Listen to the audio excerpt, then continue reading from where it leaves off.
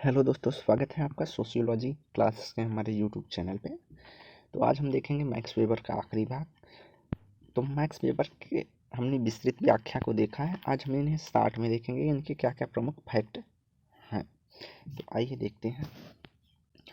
तो पहला है, समाजशास्त्र को एक विशिष्ट सामाजिक विज्ञान के रूप में प्रतिष्ठित करने वाले प्रवर्तक समाजशास्त्री के रूप में मैक्स वेबर को जाना जाता है। अर्थात ये स्वरूपात्मक संप्रदाय से जुड़े हुए थे, तो इन्होंने समाजशास्त्र को एक विशिष्ट सामाजिक विज्ञान माना है। अगला, वेबर ने तत्कालिक जर्मनी के नवकांतवादी संप्रदाय विलियम बैंड और हेनरी लिकर से संबंधित दीक्षित होने के कारण समाजशास्त्र को एक व्याख्यात्मक अंतःनिरीक्षणात्मक विज्ञान मानने पर बल दिया। अर्थात इन्होंने डिस्क्रिप्टिव सोशियोलॉजी अर्थात व्याख्यात्मक समाजशास्त्र की बात की है। ये जो है अपने समय में विलियम बिटलैंड और हेनरी रिकर्ड के सानिध्य में अध्ययन किए थे।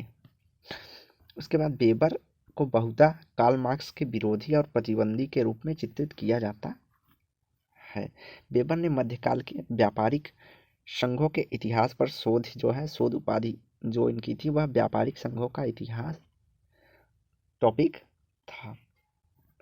इसके बाद वेबर के जो अध्ययन के प्रमुख विषय क्षेत्र थे उसमें उन्होंने सामाजिक विज्ञानों की दर्शन, युक्तिकरण अर्थात रेशनलाइजेशन, प्रोटेस्टेंट नैतिकता की धारणा 1930, मार्क्स और मार्क्सवाद का संबंध 1927 और जर्मन समाज से संबंधित उनका सत्ता राजनीति का विश्लेषण 1946 से 78 तक आदि जो है इनके प्रमुख विषय क्षेत्र के रूप में देखे जाते हैं।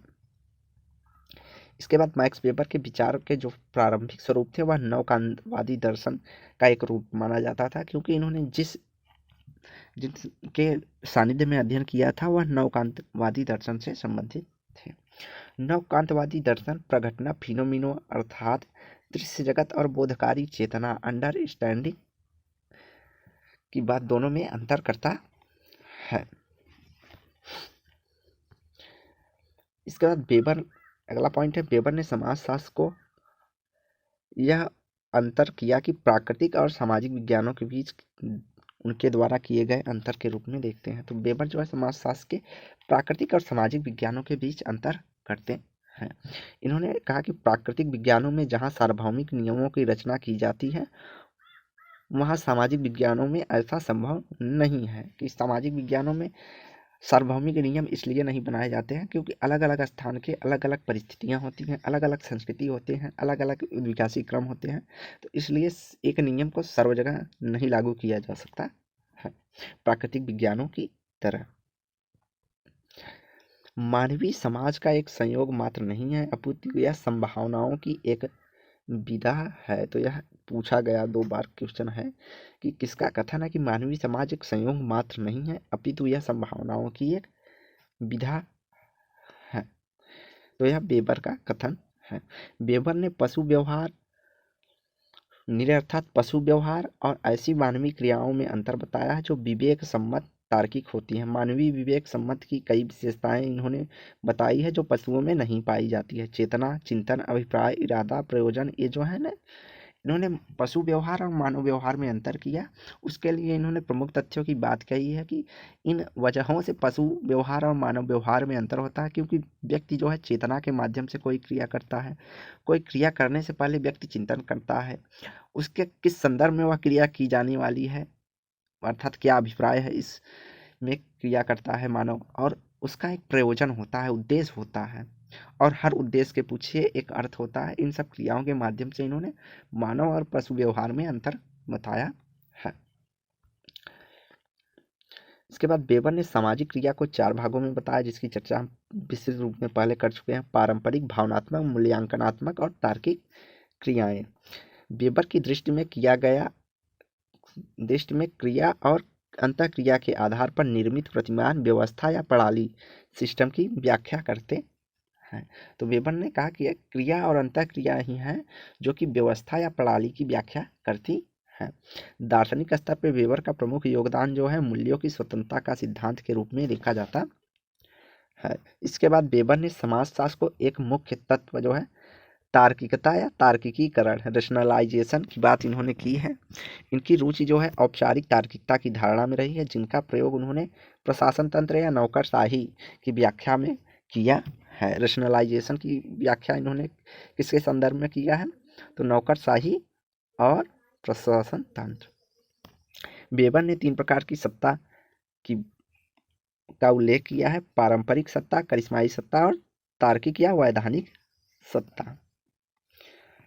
इसके बाद तार्किकी और युक्तिकरण से इनका अभिप्राय जो था कि तार्किकीकरण एक ऐसी प्रक्रिया है जिसमें मानवीय संबंधों के प्रत्येक क्षेत्र में परिकलन, गणना और नियोजन का प्रयोग किया जाता था, अर्थात तर्क लगाकर किसी कार्य को किया जाता है।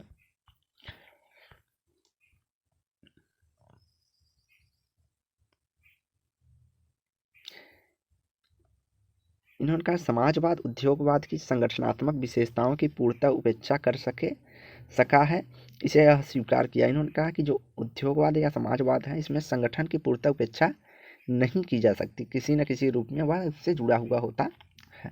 इसके बाद वेबर की दृष्टि में जो है क्रिया और अंतःक्रिया के आधार पर निर्मित प्रतिमान व्यवस्था, प्रणाली या सिस्टम की व्याख्या करते हैं। वेबर ने साथ ही सामाजिक विज्ञानों में शोध विधियों के साथ वस्तुपरकता, मूल्य तटस्थता मुद्दों को लेकर एक लंबी बहस की शुरुआत की, अर्थात इन्होंने व्यक्ति को केंद्र में रखकर अध्ययन किया है। समाजशास्त्र के लिए एक उपयुक्त पद्धति की रूपरेखा इन्होंने प्रदान की। इन्होंने समाजशास्त्र में मानवीय व्यवहार के संबंध में प्राकृतिक नियमों से मिलते जुलते सार्वभौमिक नियम खोजे जा सकते हैं, ऐसी बात कही है कि प्राकृतिक नियम की तरह सार्वभौमिक नियम बनाए जा सकते हैं। समाजशास्त्र में विद्यमान भविष्यगत दशाओं के बारे में कोई भी मूल्यांकन करने अथवा नैतिक औचित्य के विरुद्ध करने में अक्षम है। इन्होंने समाजशास्त्र की पद्धति के लोग के एक रूपरेखा प्रदान की, जिसमें इन्होंने कुछ प्रमुख बातों की चर्चा की है। एक तो इन्होंने कहा कि मानवीय व्यवहारों को आधार बनाकर कुछ ऐसे नियम बनाए जा सकते हैं जो कि सार्वभौमिक रूप से प्राकृतिक विज्ञानों के समान देखे जा सकते हैं। दूसरा इन्होंने बताया कि हमें विद्यमान जो भविष्यगत दशाओं हैं उनके आधार पर मूल्यांकन करना या नैतिक औचित्य को सिद्ध करने में जो है समाजशास्त्र अक्षम है, अर्थात सक्षम नहीं है। तीसरा इन्होंने बताया कि समाजशास्त्र जो है किसी भी प्रकार से सामूहिक अवधारणाएं जैसे राज्य और परिवार तब तक ठीक प्रकार से विकसित नहीं कर सकता जब तक कि उसकी व्यक्तिगत क्रिया के रूप में व्याख्या नहीं की जा सकती। तो इन्होंने कहा कि जब तक व्यक्तिगत क्रिया के रूप में सामूहिक अवधारणाओं की व्याख्या नहीं किया जा सकता तब तक वह ठीक प्रकार से विकसित नहीं हो सकता है।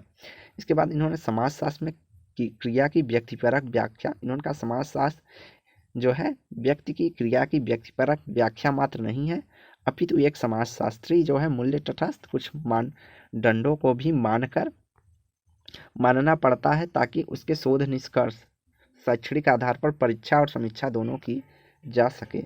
तो इन्होंने कहा है कि समाजशास्त्र की कोई ऐसी क्रिया को व्यक्तिपरक के रूप में व्याख्या मात्र नहीं कर सकते, इसके लिए समाजशास्त्रियों को मूल्य तटस्थ होकर कुछ नियम और मानदंड मानने पड़ेंगे, जिससे कि हम क्रिया की जो है निष्कर्ष को आधार पर परीक्षण और पुनर्परीक्षण या मूल्यांकन कर सकें।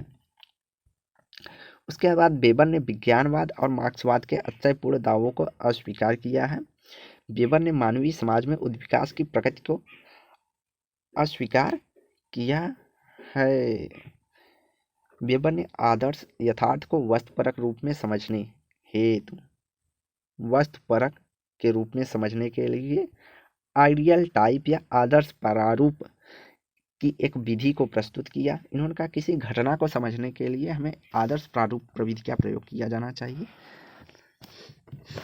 तो उसकी व्याख्या इन्होंने की। इसके अलावा इनकी एक विधि और है वरस्टीहेन विधि, जो परीक्षाओं में पूछा जाता है। तो इन्होंने सामाजिक घटनाओं के अध्ययन के लिए इन 2 विधियों का जो है प्रयोग किया है। आदर्श प्रारूप से तात्पर्य होता है कि किसी घटना के उन सामान्य लक्षणों से हैं जो उक्त घटना का अधिकांश दृष्टांतों में विद्यमान हो, अर्थात उनका प्रतिनिधित्व करते हों। इसके बाद वेबर ने प्रत्येक धर्म में कुछ सामान्य बहुप्रचलित लक्षणों की खोज कर उक्त धर्म के आदर्श को तैयार किया, आदर्श प्रारूप को तैयार किया, ताकि उस धर्म की तुलना दूसरे धर्म से की जा सके। तो इन्होंने धर्म की जो तुलनात्मक अध्ययन किया है उसमें जो इन्होंने विधि अपनाया वह आइडियल टाइप था। तुलनात्मक विधि की सटीकता और वस्तुपरक बनाने के लिए वेबर ने आदर्श प्रारूप विधि का प्रयोग का सुझाव दिया। वेबर ने वर्गों के निर्धारण के लिए बाजार में साझा पद स्थिति को महत्व दिया। यह पद स्थिति ही साझा जीवन के अवसरों को निर्धारित करती है। तो मैक्स वेबर के अनुसार एक सामाजिक वर्ग में उन्हें रख सकते हैं जिनका बाजार में समान अवसर हैं, समान परिस्थिति हैं और समान जीवन शैली है, तो उन्हें एक हम सामाजिक वर्ग में रख सकते हैं। वेबर ने सामाजिक स्तरीकरण के लिए एक महत्वपूर्ण तत्व के रूप में परिस्थिति समूह की अवधारणा का प्रयोग किया है। तो यह इम्पोर्टेंट पॉइंट है, ये लोग एक इम्पॉर्टेंट पॉइंट है जो कि एग्ज़ाम में पूछा जाता है, खास करके स्टेट लेवल असिस्टेंट प्रोफेसर जैसे एग्जामों में तो ज़रूर से पूछा जाता है। इसके बाद इन्होंने जीवन अवसर की समानता की बात की है, वर्ग निर्धारण के लिए वो भी पूछा जाता है। तो परिस्थिति समूह से वेबर का जो तात्पर्य है वह एक ऐसे समूह से है जिसमें सकारात्मक एवं नकारात्मक समान सूचक मानदंडों अर्थात समान जीवन शैली के आधार पर विभेद किया जाता है। अर्थात परिस्थिति समूह से इन्होंने कहा जिनकी समान जीवन शैली हो, समान सूचक या मानदंड का उपयोग करते हों, तो ऐसे समूहों को हम एक ही परिस्थिति समूह या एक ही वर्ग समूह के रूप में देख सकते हैं। आगे इन्होंने संघर्ष के बारे में अपने विचार को व्यक्त करते हुए कहा है कि शक्ति से संबंधित संगठित संघर्ष सामाजिक जीवन का एक महत्वपूर्ण पक्ष है, किंतु इसका वर्ग संघर्ष से जुड़ा होना आवश्यक नहीं है। मोस्ट इम्पॉर्टेंट है, यह भी पूछ लिया जाता है। तो काफ़ी लोग इस क्वेश्चन को गलत कर देते हैं क्योंकि उन्हें लगता है कि मैक्स वेबर ने संघर्ष पर बात नहीं की है। तो मैक्स वेबर कहते हैं कि शक्ति से संबंधित संगठित संघर्ष सामाजिक जीवन का एक महत्वपूर्ण पक्ष है, लेकिन इसका वर्ग संघर्ष से जुड़ा होना आवश्यक नहीं है। इन्होंने वर्ग संघर्ष के स्थान पर प्रतिस्पर्धा की बात कही है कि यहाँ शक्ति को अधिक से अधिक प्राप्त करने के लिए बाजार में प्रतिस्पर्धा का दौर होता है। वेबर के अनुसार जो है प्रशासन तंत्र या ब्यूरोक्रेसी सामाजिक संगठन का एक व्यापक स्वरूप है, अर्थात इन्होंने नौकरशाही के रूप में ये बात कही है।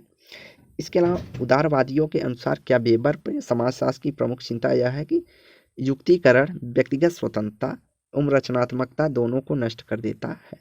तो कुछ उदारवादी लोग यह मानते हैं कि तार्किकीकरण जो है वह व्यक्तिगत स्वतंत्रता और रचनात्मकता की स्थिति को नष्ट कर देती है।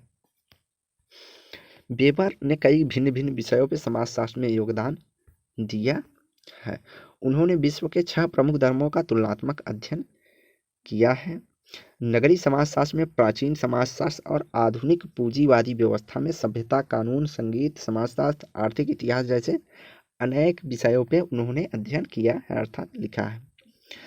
मैक्स वेबर की पत्नी मरीने वेबर द्वारा लिखी गई पुस्तक मैक्स वेबर एक जीवन चरित्र 1955 में समाजशास्त्र की एक गौरव गाथा है। अर्थात अगर हमें मैक्स वेबर के बारे में विस्तृत रूप में जाना है तो हम मैक्स वेबर की पत्नी थी के द्वारा लिखी पुस्तक मैक्स वेबर एक जीवन चरित्र जो है उसको पढ़ सकते हैं। तो फ्रैंक पार्किंसन द्वारा लिखित पुस्तक मैक्स वेबर 1982 में समाजशास्त्री कृतियों की मूल बातों को एक सुंदर प्रकथन में है। या तो हम पार्किंसन की पुस्तक मैक्स वेबर 1982 पुस्तक में मैक्स वेबर की विस्तृत रूप से पढ़ सकते हैं।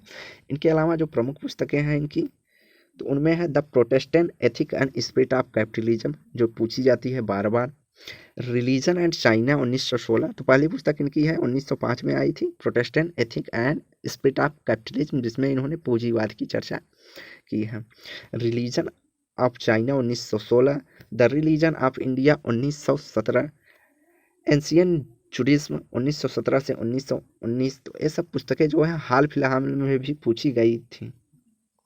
इसके अलावा sociology of religion 1922, economy and society 1921, the city पुस्तक 1922, तो द सिटी पुस्तक जो है 1922। तो इस बार के एग्जाम में जी जो नेट में है इनकी पहली पुस्तक पूछी गई थी। उसके बाद इंडियन रिलीजन ऑफ चाइना और द रिलीजन ऑफ इंडिया पुस्तक पूछी गई थी। उसके अलावा इकोनॉमी एंड सोसाइटी नामक पुस्तक जो है इसको ऑर्डर में लगाने के लिए या क्रम में लगाने के लिए पूछा गया था। इसके अलावा 10 सिटी 1922 में इन्होंने लिखी थी। इनके अलावा रॉबर्ट पार्क भी 10 सिटी पुस्तक के लिए जाने जाते हैं। The general economic history 1923, the theory of social and economic organisation 1925, तो यह भी इनकी मोस्ट इम्पॉर्टेंट पुस्तक है। The theory of social and economic organisation, the methodology of social sciences 1949, the rational foundation of music 1958। तो ये कुछ मैक्स वेबर की जो है प्रमुख पुस्तकें हैं जिनमें से लगभग सभी एग्जाम में पूछी जाती हैं, कुछ पुस्तकों को छोड़ के। जैसे जनरल इकोनॉमिक हिस्ट्री अभी तक नहीं पूछी गई है। The rational foundation of music अभी एक बार नहीं पूछी। इनके अलावा बाकी जो पुस्तकें हैं वह कभी ना कभी जो है एग्जाम में पूछी गई पुस्तकें हैं। तो आज की वीडियो यहीं समाप्त करते हैं। वीडियो को लाइक एंड शेयर करें, चैनल को सब्सक्राइब करें। धन्यवाद। इसके अलावा आज जो है रात तक रिजल्ट जो है डिक्लेयर हो जाएगा। जिनका नेट या JRF हो रहा है उनके लिए हार्दिक शुभकामनाएं, और जिनका नहीं हो रहा है वो फिर से अपनी तैयारी में लग जाएं, क्योंकि इस बार लगभग 2 एग्ज़ाम इस साल और होने हैं और आपको उन दोनों एग्ज़ाम में क्लियर करना है। इसलिए आप अभी से मेहनत अच्छे से कीजिए। धन्यवाद।